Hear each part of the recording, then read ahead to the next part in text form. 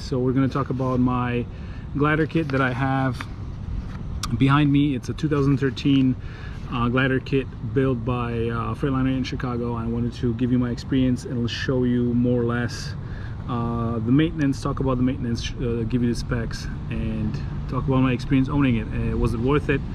I bought it new in 2013. It was spec'd for my dad's operation over at FedEx, and we've decided to build it here in Chicago. We actually bought five of them, and we'll talk about, was it worth it, was it not worth it. I'll give you the background story and a lot more info about it and what we're gonna do with it.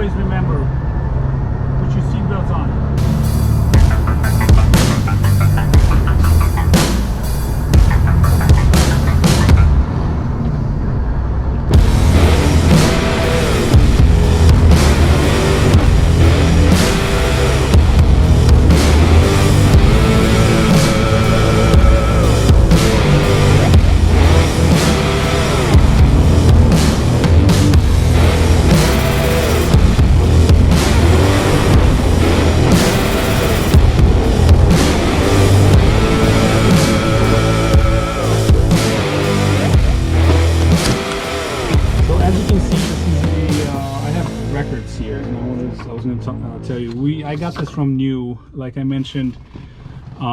This truck was spec'd for a FedEx operation that my dad used to own. With the bad experience with emission trucks, we've decided to pull the trigger on some gliders, and this was one of them spec'd. This is the first one we spec'd. Automatic transmission, auto 10-speed. So let me talk about the specs a little bit. It's a 12.7 Detroit, 500 horse, 12.7 Series 60, automatic 10-speed, auto shift. It has the smart shift selector, which they put on here, you can see. And 358 rear end ratio. The frame is 265, I believe, and full fairing, very nicely spec'd. What I can tell you about the build, I mean, let me show you around first. This is, let me tell you real quick, let me pull up the mileage real quick. This is the mileage, almost 1.2, and I wanted to shoot it because it's been a very good truck. And I'll give you a little bit more detail, and I'll show you around before I lose all the light. Nothing's really beat up. It's well taken care of. I take care of the trucks in a way that every time we have it, I clean them. I want to make sure the drivers that drive them have everything they need, and they take care of it, and then we help them clean and maintain. So this truck was on the FedEx for about 3 years, and then when I started using it at Era for local runs, I've had it on drive-in work, just regional OTR, and it's been a very well maintained truck. I have a lot of records. I'm gonna show you guys. Let me just show you really quick. What can I tell you? At 1.2 million, everything's holding up. Maybe I can get the window open, but everything is holding up pretty well. Just typical wear and tear. This hasn't been used almost at all. Everything is in its place. Freightliners tend to fall apart, so things like that you can see. I don't know if you can see this. It's getting dark, but there's definitely play. Let me see the light. There you go. Uh, everything is still here. Everything is working fine. Curtains, fridge is still working, believe it or not. And what else can I tell you? Seats are holding up. I had those covers on this one's dirty. I'm taking this off, putting a new one in all black. Seat is holding up pretty nicely. I have not changed the seat. I have changed the steering wheel on this.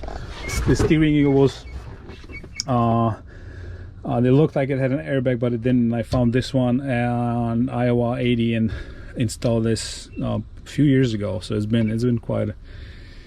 You can see the wear, but it feels good. It's a good wooden steering wheel, and I'm very happy to have that here, and it just feels a lot better than the original one.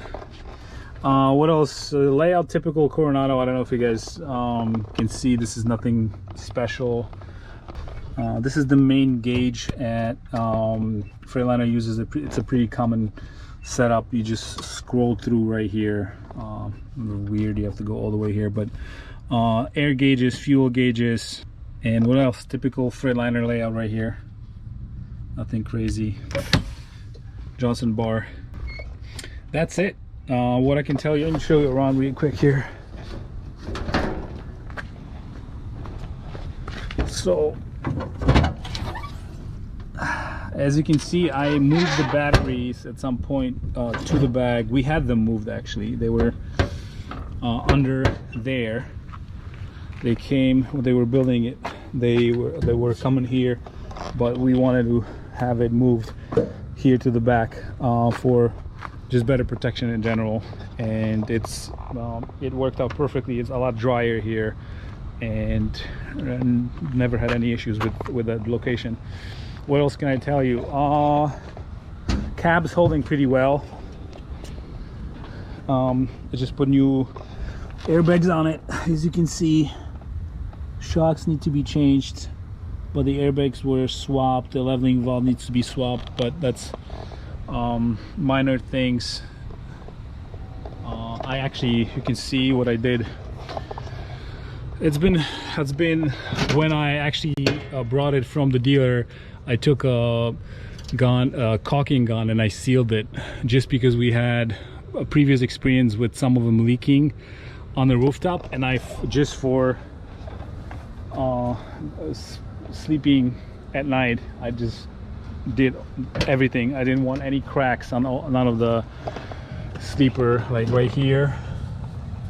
All of that was done by me in 2013 with a caulking gun, climbing on the ladder to seal it, all the cracks, so the water doesn't get in. Just being extra careful.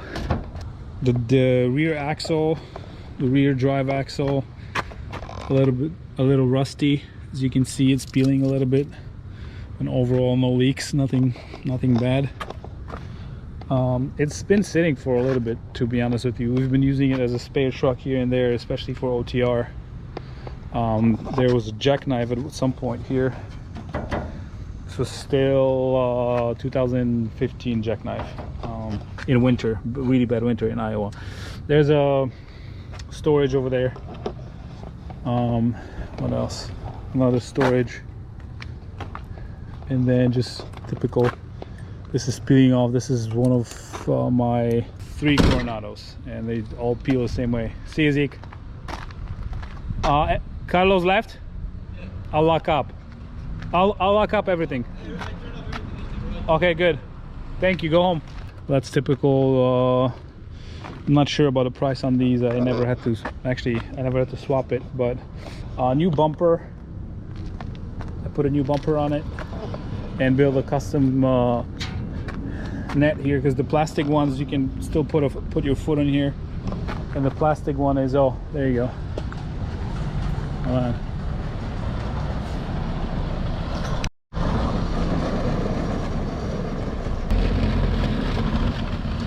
Hey man, let me pull that one out and just pull it in by the tow truck.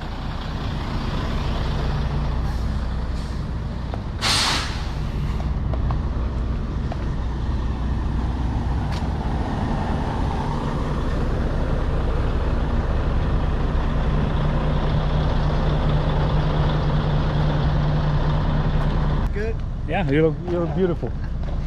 I'm gonna move it over there. I'm shooting this truck right now. This is my truck that was blown over by a tornado in Iowa a couple of days ago. It had a really bad tornado and it just flipped on its side.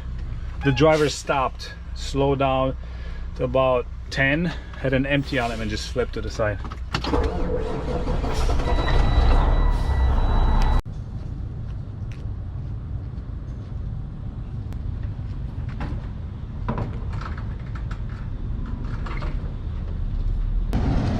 So as we're parking my flip D13, what else? You can see a little bit of a leak from the dipstick here, but nothing crazy. Pretty dry, no blow by.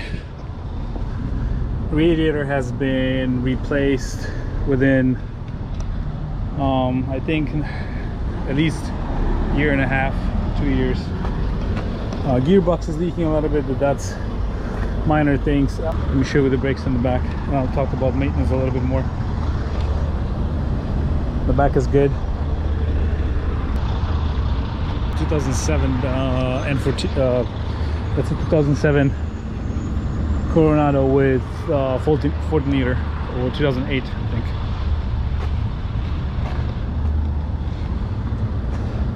Shocks could be changed, but other than that, it's a very solid truck, and I'll talk about my experience throughout the years with it.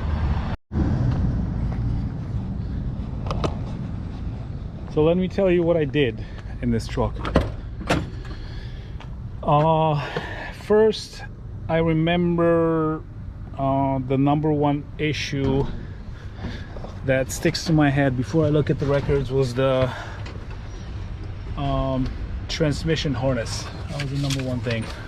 So like I said, no major issues. The #1 thing I remember was the harness, the transmission harness, which I've swapped, and since I would say the last few years I had no issues whatsoever, other than just normal maintenance. And I'm looking through some of the records, and what I can tell you is I have more records going back to even 2014 and 15, but what I can tell you is the radiator was definitely swapped, and that was swapped. The print is crappy, but that was swapped 2019. Fifth wheel was rebuilt. Cluster issues, fixed gauges, air dryer, muffler was done also a year ago, not even a year ago. It needs some work, but it definitely had a lot of work done to it throughout its life. But I can tell you from my experience having it since day one, there was not a lot of major issues with it. There was not a lot of major issues with that truck. Was it worth it? 100%. I think the truck is worth every penny, and has been still working very well. The 1.2 million miles is nothing for that truck, and there's very minimal blow by. It's been running fine. I'm gonna test drive it tomorrow and get it prepped, because we are thinking about selling it. I don't have a use for it. A lot of our operation now is heavily regional, rail and local, and this truck is long. It's a great OTR truck, and I've decided to swap it for something smaller, and that's pretty much the story. Glider kits are the way to go. The 2013, 14, when I got this the first year, first 2-3 years, the truck was just running. Changing oil and regular maintenance was the only thing that we were looking at, versus the D16s we bought for the FedEx operation, which was tremendous headache and a lot of issues, and injector cups, injectors, all the problems we had with emissions. It was a very bad experience, and then this was so much better, and refreshing the fleet with old gliders was definitely the way to go, and I'm very happy we did that. That's my 1.2 million glider. There's one right here actually parked next to me, that's coming up on 900,000, and there's one more actually over there from a customer, and they're good trucks, very good trucks. If for an owner operator taking care of it, they last longer, just like the FLDs and like the classic XL Freightliners. They will last for a long time. They're not amazing quality, but they, as you can see, everything here is still sound and tight and looks very good. So that would be it for today. Thank you guys for watching. Subscribe, share.